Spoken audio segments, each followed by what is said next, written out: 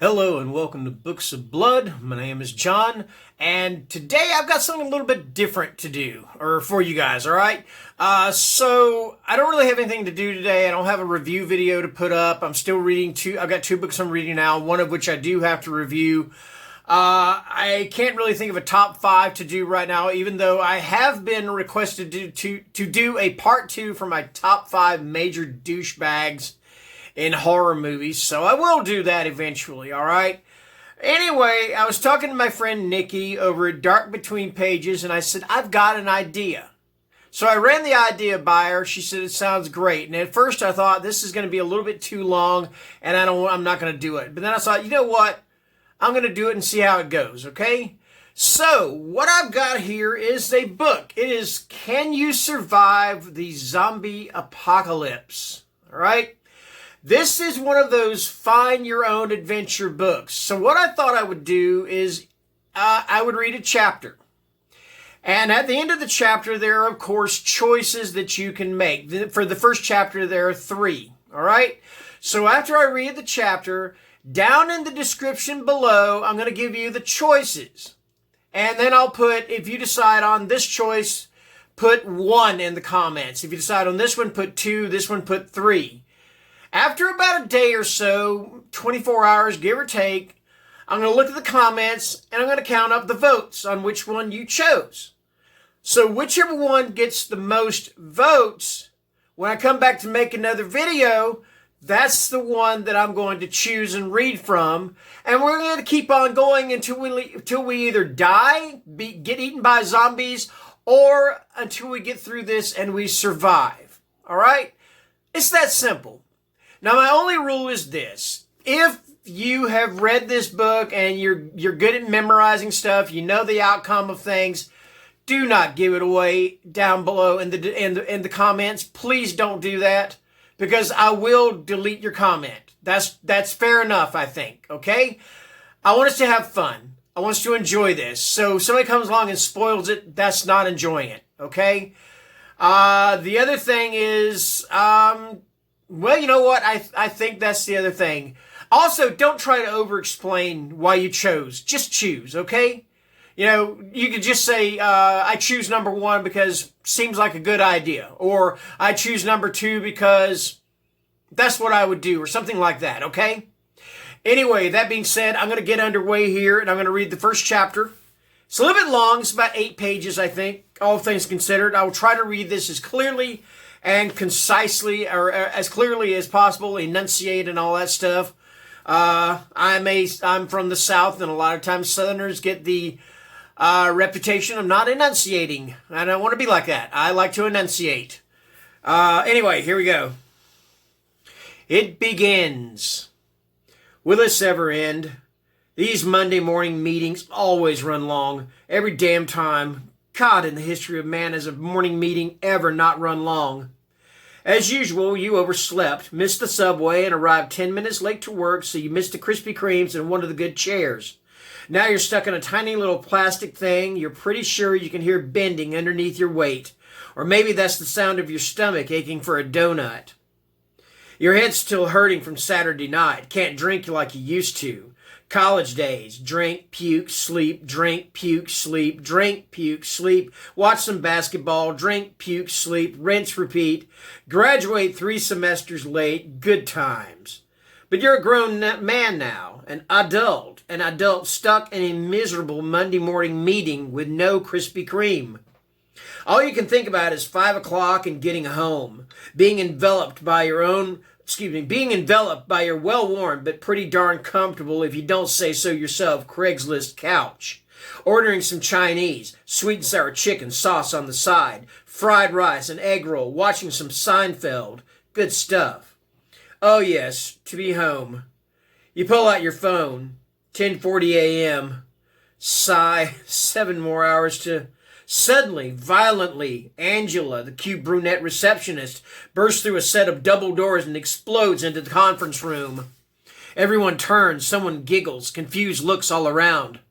Eyes wide, Angela stands in the doorway, silent for a moment, then, sorry to interrupt, but I think you need to turn the TV on. Matthew Trypuck, head of marketing, glares from his usual spot at the head of the long conference table, cool and condescending. "Angela, you're interrupting." "Prick. The poor girl just ran in here looking like she was going to wet herself. She must have a decent reason." Angela ignores the big boss's dirty look and runs the length of the long conference room to the fat old Mitsubishi TV in the corner, a leftover from the pre-PowerPoint days.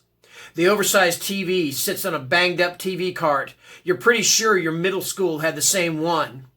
Someone asks Angela to explain. She doesn't say anything, continues to work on the TV.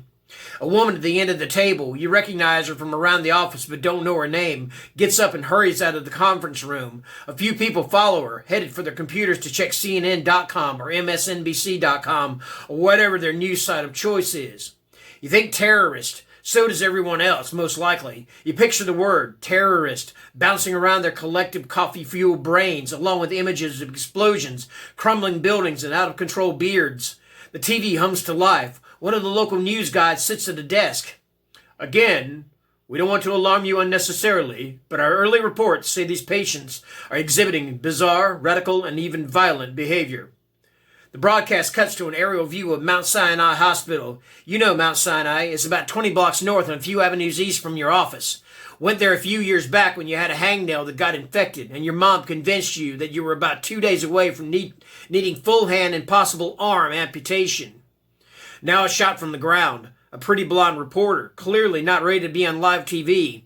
A mass of ambulances, cop cars, fire engines, and workers stretches out behind and around her. The flashing red and blue lights strobe across her young, makeup-slathered face. You can make out the hospital about 100 yards in the distance. She reports. "Are we on? I'm on?" "Yes, we've just received word that patients are rioting inside the hospital. At this moment, it's still not clear what the cause of the violence is, or how and even if hospital employees may be involved. Of course, any news we get we'll pass along immediately. Again, for those of you just tuning in, you're looking at Mount Sinai Hospital, where violence is reportedly broken out among a number of patients and possibly hospital staff." An aerial shot now. A dozen police cars have formed a semicircle around the main emergency room entrance. More are arriving. The big sliding doors beneath the emergency signs slide open, and out stumbles a young doctor, bleeding from his face, neck, and shoulder. Blood pumps from his wounds, spilling out onto his scrubs. He takes a few shaky steps before collapsing onto the little green Mount Sinai carpet that lies in front of the door. The office is silent for a split second, then a flurry of, "Oh my God, Jesus Christ, and what the fucks?" The woman sitting next to you grabs onto your arm. It's weird. The doctor begins convulsing. Blood streams onto the sidewalk and pools at the curb. Then, seemingly out of nowhere, a female patient in a hospital gown bursts out from the ER and dives on top of him. The entire conference room gasps. The patient is biting the doctor. No, not just biting, eating him, devouring the guy. Tearing into his flesh with her teeth and hands, clawing at the body, ripping skin from his limbs. As she tosses her head back to chew, stringy flesh hangs from her teeth. The screen goes black. For a second, no one says a word. No one is quite able to process what he or she is saying. Then a large woman, copy editing department, you think, explodes into tears, hands cupped over her face, and rushes out of the room. More follow her, reaching for cell phones as they squeeze past one another and out into the hall. The TV picture returns. Shakily, the pretty blonde reporter clutches the microphone, talking, but there's no sound. There's action in the distance, something happening, all sorts of movement. A mass of people begins to fill the screen behind her. What's happening? Rioting? Maybe. 30 people? No, more. 50? Hospital workers, it looks like. And cops and firefighters. Running from something. No. Charging. And Christ, what is wrong with these people? Their faces albino white, twisted, possessed. Splashes of blood on all of them, some drenched. The reporter, oblivious to the chaos behind her, continues reporting. The cameraman sees what's happening. The screen flashes and the camera falls to the ground, still broadcasting.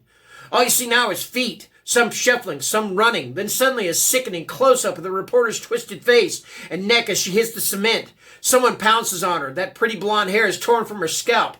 Teeth dig in. Behind her, the mob continues moving. A heavy work boot tramples the reporter's face, and you see her head partially implode. More follow. Hundreds. Some stumble forward. Others run, awkward but quick. Finally, the camera is kicked, spins wildly, and the broadcast cuts out. Panic sets in all around you. Chairs hit the floor. A woman screams in pain as a man, quick to exit, spills his hot coffee on her lap, crying. The conference room empties. Your coworkers running for their phones and computers, desperate for news, desperate to get in touch with their loved ones. You sit in your stupid, uncomfortable chair, stunned, unable to move. Words dance around your brain along with images from comics and movies, and then finally you blurt out to no one in particular, "Zombies, zombies, zombies, the living fucking dead!" You can't believe it. You don't believe it. You goddamn won't believe it. But you saw it right there on the TV. Have to get up. Have to move.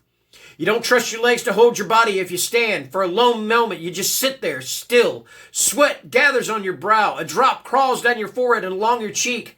Finally, you force yourself to stand. You're relieved when you don't fall to the floor. You head for your cubicle. You get to your computer and start typing.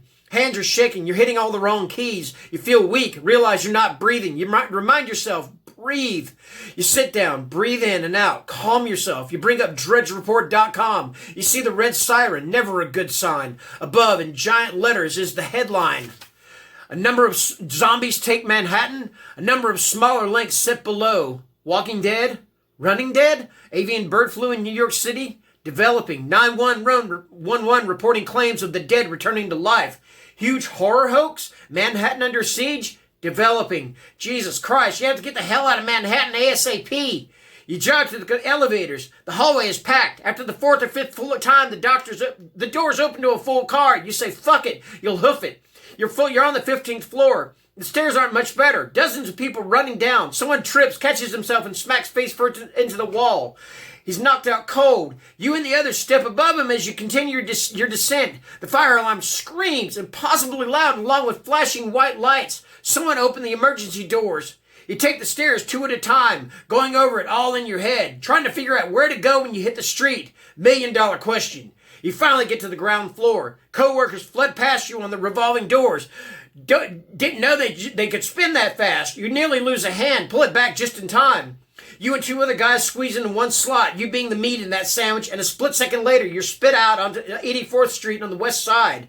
A street you've been on hundreds of times over the course of your short career, but this time it's unrecognizable. The streets are packed, loud, car horns blast, people yell, angry, violent screams, and more. It's hot, stinking hot and humid, air so thick you could cut it with a knife. A New York City July. You think while you sweat. And I'll be back in about 24 hours with part 2. Thank you.